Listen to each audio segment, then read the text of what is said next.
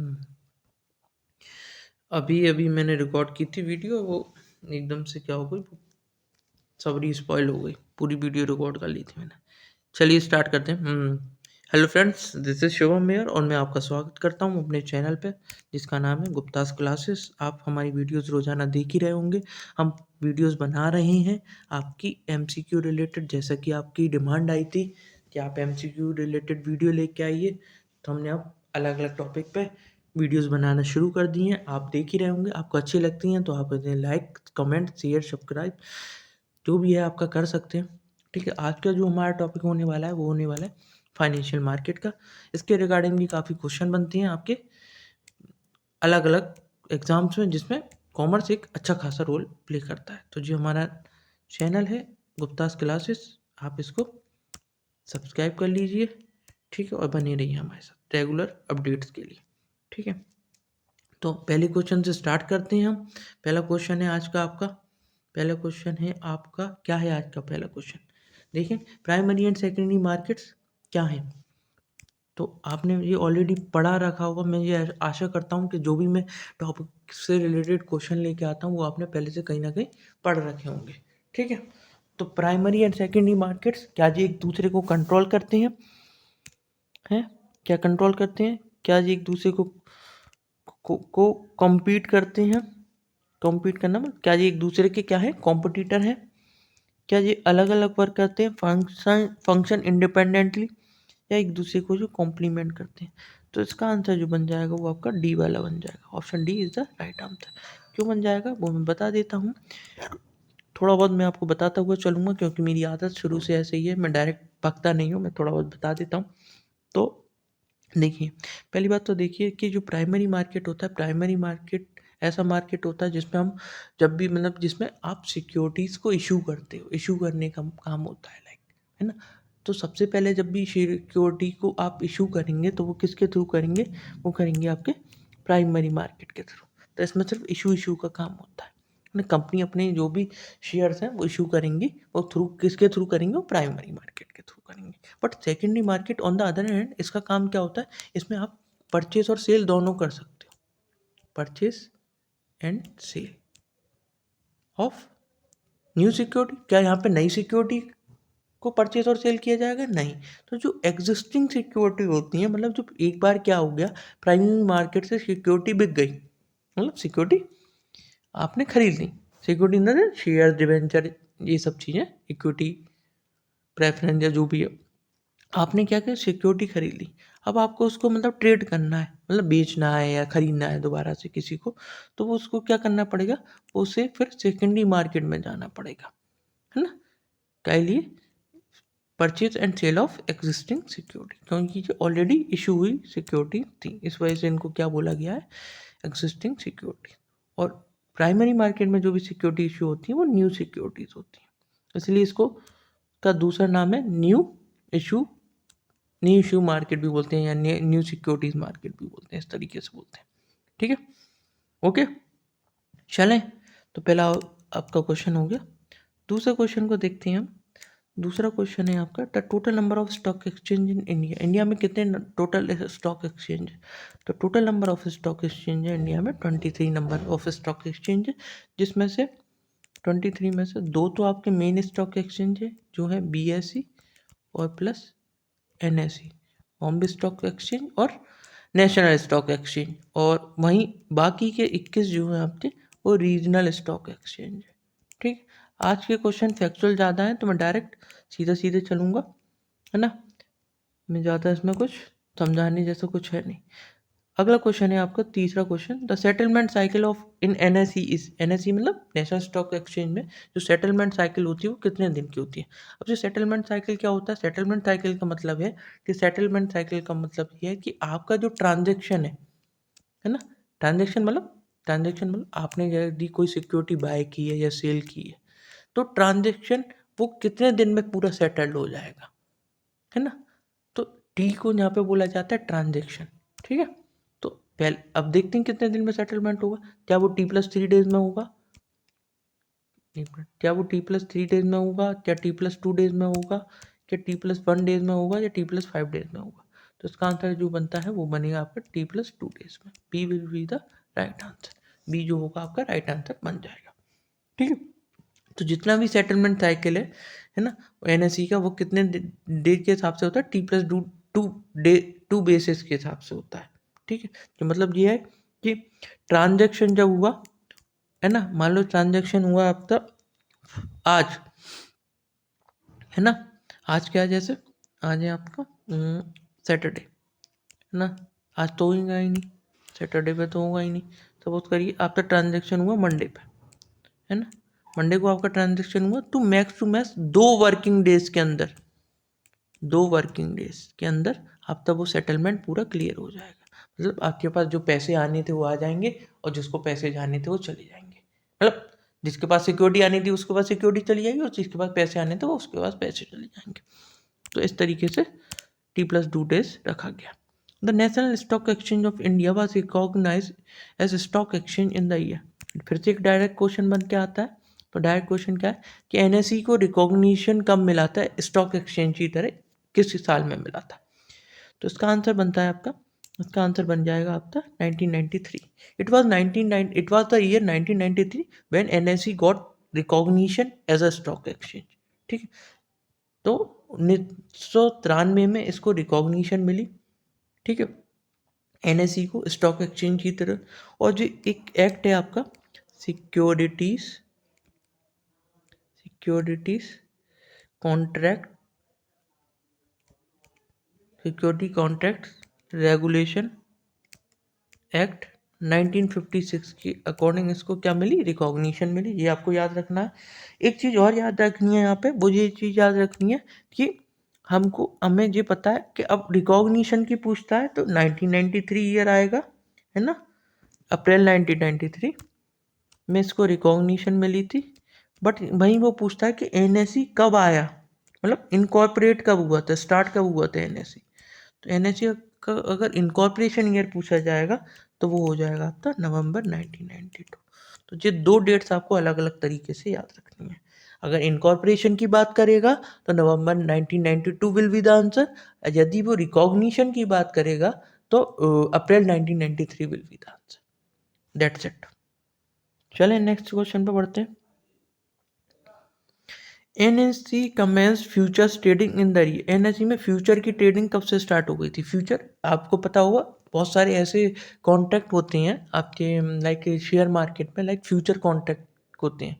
Future contract कुछ नहीं होता है, लाइक कि फ्यूचर कॉन्ट्रैक्ट एक तरीके का कॉन्ट्रैक्ट या एग्रीमेंट है।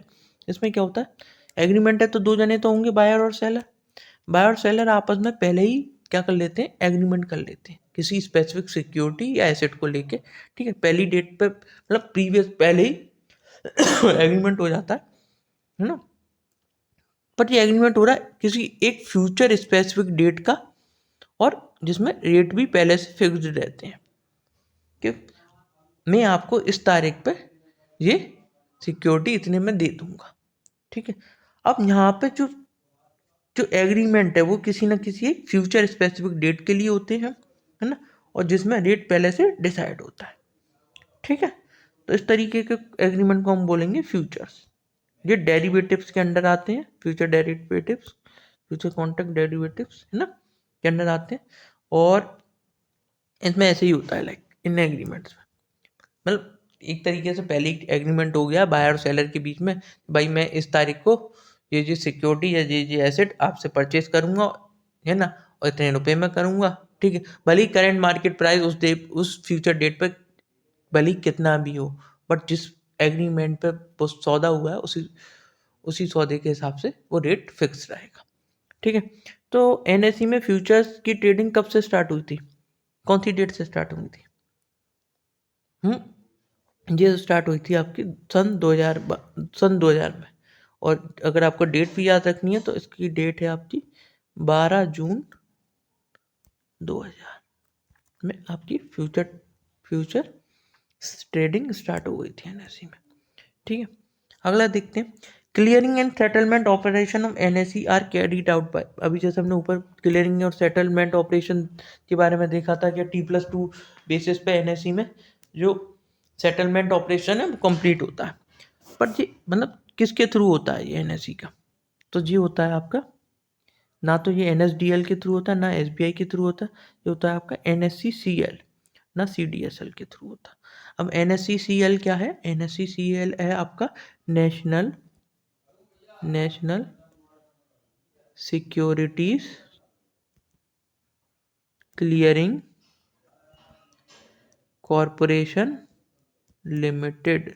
NSCCL की डेफिनेशन ये है, आई मीन फुल फॉर्म ये है। आपको ये याद रखनी है तो आप याद रख सकते हैं। और ये जो संस्था है NSCCL, ये आई थी आपकी अगस्त 1995 में, ठीक है। ये इनकॉर्पोरेटेड हुई थी अगस्त 1995 में, ठीक है। तो ये संस्था है जो क्लियरिंग और सेटलमेंट का काम करती है, मतलब ट्रांजैक्शन को सेटल करने में जो संस्था काम करती है वो है आपकी NSCCL। NSDL तो आपको पता ही होगा, NSDL की फुल फॉर्म क्या है? चलिए कमेंट बॉक्स में मुझे कमेंट करके बताइएगा। SBI की तो बहुत कॉमन सी है, स्टेट बैंक ऑफ इंडिया। और CDSL की भी बताइए, और ये बताइएगा कि ये जो संस्थाएं किस तरीके से वर्क करती हैं, ठीक है। इनका क्या काम है NSDL और CDSL का, ठीक है। वैसे एक मैं हिंट दे देता हूँ, NSDL आपका जो पैन कार्ड होते हैं उनके उनका भी बनना वहीं से होता है, लाइक, ठीक है। अगला देखते हैं, अगला question. OTCEI was started on the lines of, मतलब OTCEI स्टार्टेड हुआ था तो वो किसके तहत स्टार्ट हुआ था, मतलब किसकी लाइन्स पे स्टार्ट हुआ था। तो पहले तो हम देखते हैं OTCEI क्या है। OTCEI की फुल फॉर्म में आता आपकी over the counter exchange of India, ठीक है।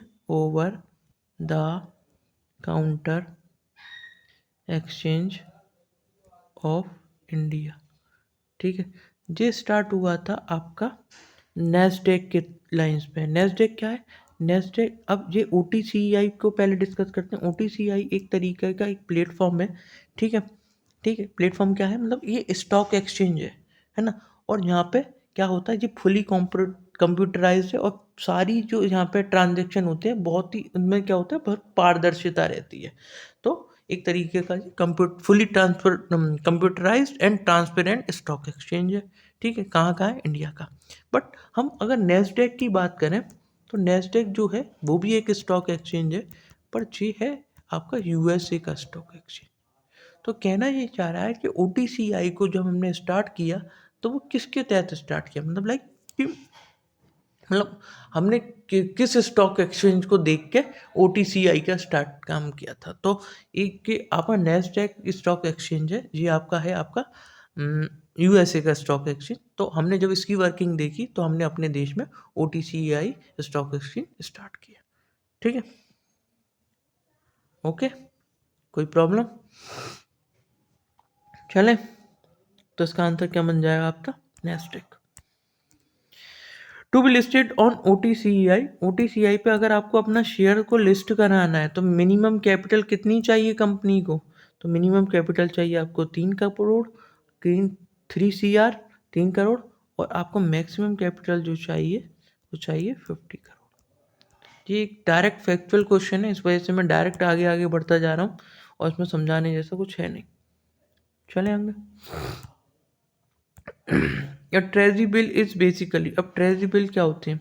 आपने पढ़ा होगा ट्रेजरी बिल के बारे में, पढ़ा है तो दिमाग पर जोर डालिए। इसको शॉर्ट में T बिल भी कहा जाता है। तो मैं थोड़ा हिंट देता हूँ। हिंट क्या देता हूँ, डायरेक्ट क्वेश्चन सॉल्व कर लेता हूँ। हिंट दे दूंगा तो आपका जो क्वेश्चन है उसके ऑप्शन में, वरना फिर आपको आंसर पता चल जाएगा। चलिए देखते हैं क्या होता है। क्या ये इंस्ट्रूमेंट होते हैं शॉर्ट, और सॉरी कट्टा में हो गया। क्या ये इंस्ट्रूमेंट होते हैं शॉर्ट टर्म फंड्स के को बोरो करने के लिए? क्या ये कैपिटल मार्केट के इंस्ट्रूमेंट है? क्या ये लॉन्ग टर्म फंड्स को बोरो करने के इंस्ट्रूमेंट है, या इनमें से कोई भी नहीं? बताइए क्या बनेगा आंसर। तो इसका आंसर बन जाएगा ए, है ना। टी बिल्स होती हैं आपके, टी बिल्स होते हैं आपके शॉर्ट टर्म फंड को बोरो करने के इंस्ट्रूमेंट होते हैं, है ना। ये बेसिकली गवर्नमेंट के रिकमेंडेशन पे RBI इशू करती है, ठीक है ना। ट्री बिल कौन इशू करता है? गवर्नमेंट की रिकमेंडेशन पे। जब गवर्नमेंट को कुछ फंड्स वगैरह की ज़रूरत होती है तो RBI इशू करती है, ठीक है। ट्रेजरेबल्स और ये शॉर्ट टर्म के फंड्स को बोरो करने के लिए यूज किए जाते हैं। ठीक है। दूसरे ऑप्शन में मेनली बहुत सारे बच्चे कंफ्यूज होते हैं, तो मैं उस ऑप्शन को क्लियर कर देता हूँ कि क्या ये इंस्ट्रूमेंट कैपिटल मार्केट का है, तो ये ऑप्शन आपका गलत है। कभी कभी ऐसा होता है कि मतलब कि आपको मान लो यहाँ पे दो स्टेटमेंट छाड़ने पड़ते, तो ए एंड बी करके अगर ऑप्शंस होते तो क्या कर देते, वो इसको भी साथ में ले लेते, बट ये ऑप्शन आपका गलत है। ये कैपिटल मार्केट का इंस्ट्रूमेंट नहीं है, बल्कि ये मनी मार्केट का इंस्ट्रूमेंट है। तो ये चीज़ हमेशा याद रखना कि ये टी बिल्स हैं, कॉमर्शियल बिल हैं, ये आपके किस में आते हैं, ये मनी मार्केट में आते हैं, कैपिटल मार्केट में नहीं आते। ठीक है। अगला क्वेश्चन देखें। Instrument with A maturity period of less than 1 year. ऐसे इंस्ट्रूमेंट जिनका मैच्योरिटी पीरियड 1 साल से कम का होता है, उसको हम क्या बोलते हैं, उसको हम बोलते हैं short term instrument, short term borrowing instrument. ठीक है। वो कहाँ पर ट्रेड किए जाते हैं, वो ट्रेड किए जाते हैं ऐसे, जैसा कि मैंने अभी ऊपर ही बता दिया, मनी मार्केट में ट्रेड किए जाते हैं। तो आंसर क्या हो जाएगा, मनी मार्केट हो जाएगा। इसका आंसर कैपिटल मार्केट नहीं हुआ। कैपिटल मार्केट में कौन से इंस्ट्रूमेंट किए जाते हैं, ट्रेड लॉन्ग टर्म इंस्ट्रूमेंट। ठीक है। चलो, in the financial system intermediaries act as. Intermediaries कैसे एक्ट करते हैं फाइनेंशियल सिस्टम में? भाई फाइनेंशियल सिस्टम में इंटरमीडियरीज कौन है? इंटरमीडियरीज वो है जो आपकी सेविंग को मोबिलाइज कर रहे हैं इन्वेस्टमेंट के लिए। तो यहाँ पे आपकी जो हाउस होल्ड्स होते हैं, हम जैसे हाउस होल्ड्स हैं, कॉमन हाउस होल्ड्स हैं, तो वो क्या करते हैं, अपनी सेविंग्स जो होते हैं वो बैंक में जाके कम जमा कर देते हैं, और बैंक क्या करता है, उस सेविंग्स को मोबिलाइज करता है इन्वेस्टमेंट की तरफ। ठीक है। तो इन्वेस्टमेंट, तो ये हमें यहाँ से ये तो पता चल गया कि इंटरमीडियरी कौन है, बैंक एक इंटरमीडियरी की तरह काम करता है। ठीक है। तो यहाँ पे देख लेते हैं ऑप्शन में क्या क्या है। Banks and financial market, firms and house holds, financial market and firms, bank and firms. क्या बन जाएगा, जी ऑप्शन, और जी ऑप्शन तो बनेगा नहीं, है ना। तो आपका जो मोस्ट सुटेबल ऑप्शन बन जाएगा, bank and financial market are act as a intermediary. हम यहाँ पे जी वाला ऑप्शन गलत क्यों हो गया, फर्म्स? भाई फर्म्स क्या करती हैं, फर्म्स इंटरमीडियरी की तरह काम नहीं करती। फर्म तो एक तरीके से, फर्म्स को तो हम क्या करते हैं, लैंड करती हैं। बैंक्स क्या करती हैं, फर्म को लैंड करती हैं पैसा। ठीक है। ये तो लेंडर है एक तरीके से, लेंडर नहीं बोलेंगे, लाइक मतलब फर्म्स को, आप समझ गए ना मैं क्या कहना चाह रहा हूँ। फर्म्स तो बल्कि पैसा लेती है ना, डिमांड करती हैं फंड्स पैसे के लिए। चलें, the primary market also known as, ये काट देते हैं fill in the blank. Primary market को और क्या कहा जाता है, जैसे कि मैंने बताया था स्टार्टिंग में, प्राइमरी मार्केट में सारे के सारे जो भी न्यू इश्यूज होंगे, जो भी न्यू शेयर डिवेंचर या जो भी सिक्योरिटी नई नई इशू होगी, वो किसके थ्रू होगी, वो प्राइमरी मार्केट के थ्रू होगी। इसलिए इसको न्यू इश्यूज मार्केट भी बोला जाता है। ठीक। अगला क्वेश्चन, ये थोड़ा अच्छा question. Which of the following statement is not true with respect to financial market. इन सब में से कौन सा स्टेटमेंट ट्रू नहीं है, मतलब कि हमें इसमें से फॉल्स स्टेटमेंट ढूंढना है। फॉल्स स्टेटमेंट इसमें से हमें ढूंढना है। चलिए, through financial market funds are directed to productive investment. क्या ये स्टेटमेंट सही है? फाइनेंशियल मार्केट में हमने अभी ऐसे पढ़ा था कि फाइनेंशियल मार्केट की तरह वर्क करती है, मीडियरी की तरह वर्क करती है। तो क्या यहाँ से फंड्स को हम डायरेक्ट करते हैं किसकी तरफ, इन्वेस्टमेंट की तरफ? ये बात तो सही है। मैंने बताया था ना कि इंटरमीडियरी का काम क्या होता है, फंड्स को मोबिलाइज करना इन्वेस्टमेंट की तरफ। तो पहला स्टेटमेंट सही है, पर हमें गलत ढूंढना है यहाँ पे। In financial market bank supply funds and firms demand funds. भाई फर्म्स तो डिमांड करती है फंड्स के लिए, ये बात तो सही है। क्या बैंक सप्लाई करती है फंड को? भाई बैंक में क्या पैसा अपने आप थोड़ी ना बनने आए, बैंक थोड़ी ना सप्लाई करती है। यहाँ पे आ जाएगा आपका, सप्लाई कौन करता है फंड को? फंड को सप्लाई करता है आपके हाउस होल्ड्स या सेविंग होल्डर्स। यहाँ पे ये ऑप्शन ये बनना चाहिए मेरे हिसाब से। तो अगले ऑप्शन देखते हैं। They act as a link between those who save and those who invest. ये ऑप्शन भी सही है। They help render liquidity to various financial asset. ये भी सही है भाई, लिक्विडिटी तो मिलती है फाइनेंशियल एसेट्स को। लिक्विडिटी यहाँ का मतलब यहाँ पे जैसे ये कि आपके पास मान लो कोई शेयर्स हैं, कोई डिवेंचर्स हैं, तो आप जब मर्जी चाहे उन्हें क्या ट्रेड करके अपना पैसा मार्केट से निकाल सकते हो, है ना। तो ये सारे ऑप्शन सही हैं, सिर्फ ये वाला ऑप्शन गलत है। तो इसका आंसर क्या बन जाएगा आपका, बी वाला। तो यहाँ पे बैंक की आगे क्या आना चाहिए, हाउस होल्ड्स या सेविंग होल्डर्स। ठीक है। अगला क्वेश्चन देखते हैं। अगले क्वेश्चन में क्या है, refers to an institution which keep security of investor in the electronic form. ऐसा इंस्टीट्यूशन जो क्या करते हैं, जो सिक्योरिटीज को इलेक्ट्रॉनिक फॉर्म में रखते हैं इन्वेस्टर की। इलेक्ट्रॉनिक फॉर्म का मतलब क्या होता है, डीमेटेरियलाइज्ड फॉर्म। इसको अगर यहाँ पे इलेक्ट्रॉनिक फॉर्म के यहाँ पे डीमेटेरियलाइज्ड फॉर्म भी लिख दिया जाता तो अभी उसका मतलब यही होता। तो ऐसी इंस्टीट्यूशन जो सिक्योरिटी, इन्वेस्टर की सिक्योरिटी को इलेक्ट्रॉनिक फॉर्म में रखती हैं, क्या वो फाइनेंशियल मार्केट है? नहीं। क्या वो स्टॉक एक्सचेंज है? नहीं। क्या वो डीमेट है? नहीं। डीमेट तो वो अकाउंट है जिसमें रखा जाता है, like it is like a bank account की तरह ही होता है डीमेट अकाउंट, है ना। तो उसका आंसर क्या बन जाएगा, डिपॉजिटरी। डिपॉजिटरी ऐसी डिपॉजिटरीज की तरह वर्क करती हैं ऐसी इंस्टीट्यूशन जो आपकी इन्वेस्टर की सिक्योरिटी को इलेक्ट्रॉनिक फॉर्म में रखते हैं। ऊपर मैंने एक क्वेश्चन पूछा था ना, NSDL और CDSL, जी डिपॉजिटरी की तरह वर्क करती हैं। ठीक है, एक बार और रीड कर लीजिएगा, मतलब एक बार और चेकआउट कर लीजिएगा और कमेंट बॉक्स में मेरे को और बताइएगा कि और क्या क्या काम रहता है। अगला क्वेश्चन देखते हैं। रेड पेन अच्छा लग रहा है, रेड पेन से ही लिखूंगा। IPO। IPO स्टैंड्स फॉर, कहाँ से छप गया है फिल इन द ब्लैंक बीच बीच में। IPO का मतलब क्या होता है? क्या इनिशियल पब्लिक ऑफर है, इनिशिएटिंग पब्लिक ऑफर है, इंक्लूसिव पब्लिक ऑफर है, या इनवाइटिंग पब्लिक ऑफर है? तो इसका आंसर है इनिशियल पब्लिक ऑफर। अब मेरा एक क्वेश्चन है आज का आपके कि IPO की फुल फॉर्म जो होती है, FPO की फुल फॉर्म क्या होती है? बिना गूगल किए आपको कमेंट बॉक्स में कमेंट करना है। ठीक है, देखते हैं कितने लोगों को पता है। ठीक है, अगला क्वेश्चन देखते हैं। Reliance limited wanted funds of expansion for expansion. Reliance limited company है आपकी, उसको एक्सपेंशन के लिए क्या चाहिए, फंड्स। अपने कुछ न्यू वेंचर्स के लिए, कुछ न्यू प्रोजेक्ट के लिए उसको फंड चाहिए।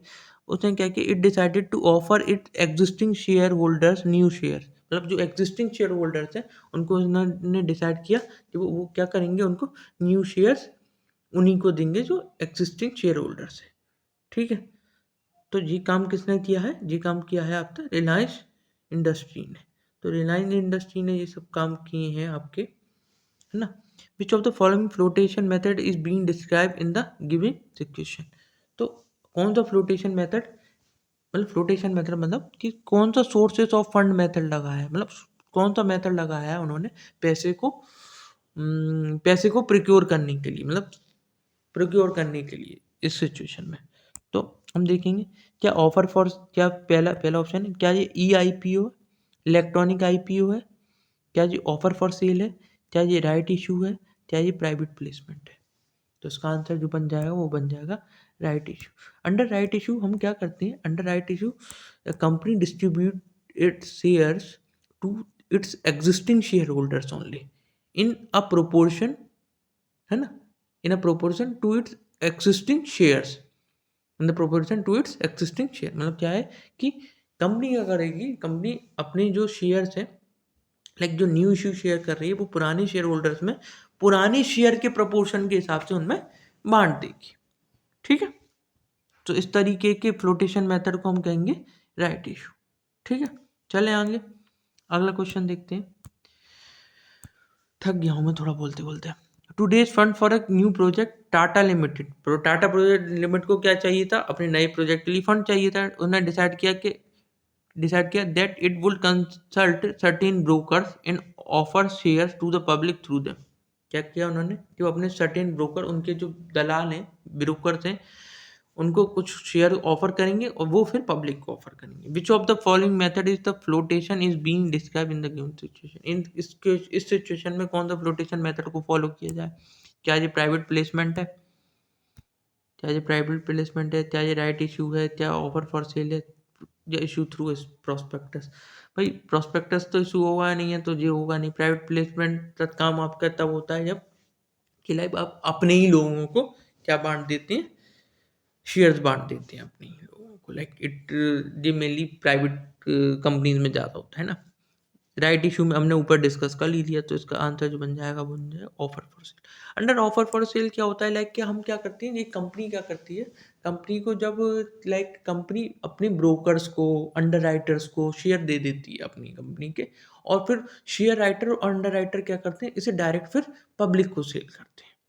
ठीक है, और इन दोनों के बीच में कुछ कमीशन वगैरह का भी वो रहता है, लाइक कि इतने इतने परसेंट शेयर्स तो आपके बिकने ही चाहिए। लाइक कम अंडरराइटर या आपके ब्रोकर इतनी इतनी इतनी सिक्योरिटी देते हैं ना, इतनी सिक्योरिटी देते हैं ना कंपनी को कि हम इतने परसेंट आपका शेयर्स तो इशू करवा ही देंगे।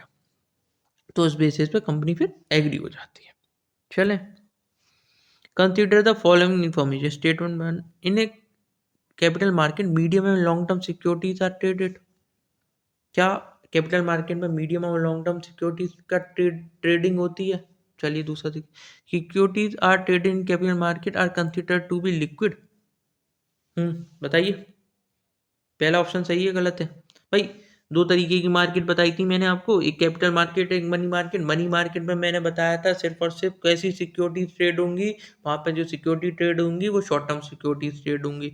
बट अगर कैपिटल मार्केट की बात करेंगे तो वहां पे मीडियम टर्म और लॉन्ग टर्म सिक्योरिटी ट्रेड होंगी। तो पहला स्टेटमेंट तो आपका हो गया सही, ठीक है, पहला स्टेटमेंट तो सही हो गया। दूसरा देखते हैं, securities are traded in the capital market are considered to be liquid. भाई लिक्विडिटी नहीं होगी तो फिर कौन ट्रेड करेगा? पर ट्रेडिंग का मतलब ही अपने आप में क्या है? लिक्विडिटी प्रोवाइड करना, ठीक है। यहाँ पे लिक्विडिटी का मतलब ये है कि आप जब मर्जी चाहे अपने शेयर्स और डिवेंचर्स को बेच सकते हो, नए खरीद सकते हो, फिर मन करे तो दोबारा बेच सकते हो।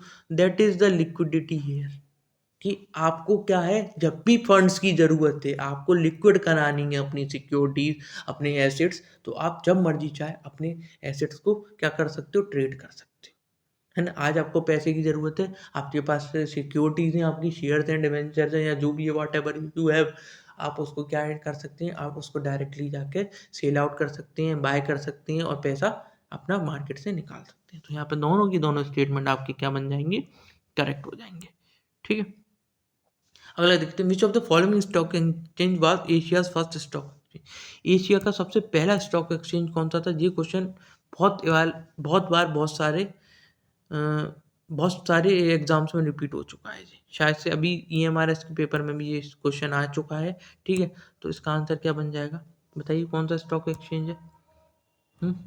इसका आंसर है आपका बॉम्बे स्टॉक एक्सचेंज, ठीक है। Which of the following statement is not true with respect to the primary market. ऐसा कौन सा स्टेटमेंट ट्रू नहीं है प्राइमरी मार्केट के regard? It deals in trade of existing security. क्या एग्जिस्टिंग सिक्योरिटी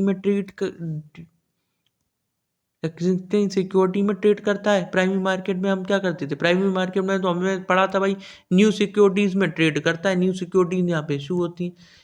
एग्जिस्टिंग सिक्योरिटीज में तो आपका सेकेंडरी मार्केट वर्क करता था। तो जी वाला ऑप्शन पहला ही गलत हो गया, तो जेई मेरे ख्याल से आंसर बन जाएगा, है ना। Insurance company are one of the investor of the primary market, ये ऑप्शन सही है। Funds raised in the primary market may be used for expansion purpose, ये भी सही है। Capital can be raised in the primary market through equity debenture, ये भी सही है। तो पहला ऑप्शन ही गलत है आपका, वही आपका आंसर बन जाएगा, ठीक है। चलिए आज का लेक्चर मैं यही ख़त्म करता हूँ। आपको मेरा कंटेंट अच्छा लगता है तो आप मुझे मेरी वीडियोस को लाइक कर सकते हैं, दबा के लाइक करिए, ठीक है। दबा के शेयर करिए अपने जितने भी ग्रुप्स वगैरह हैं, जिनसे भी आप कनेक्टेड हैं, यार मित्र दोस्तों से, जिनको ऐसे पढ़ना अच्छा लगता है या जिनको ज़रूरत है वीडियो की। और अब जब शेयर करेंगे तो नए लोगों से कह भी दीजिएगा कि इस चैनल को सब्सक्राइब कर लीजिए, यहाँ पे रोज़ाना हम अच्छा कंटेंट लेके आते हैं। हाँ, और आपको हमें ज्वाइन करना है टेलीग्राम ग्रुप में, तो इस PDF में मैंने नीचे लिंक दे रखा है आपको। कहाँ गया ये रहा, ठीक है। इस लिंक के थ्रू आप डायरेक्ट जाके क्या करते हैं, टेलीग्राम पर ज्वाइन हो सकते हैं। बट आपको जो PDF मिलेगा कैसे डायरेक्ट, सवाल ये उठता है।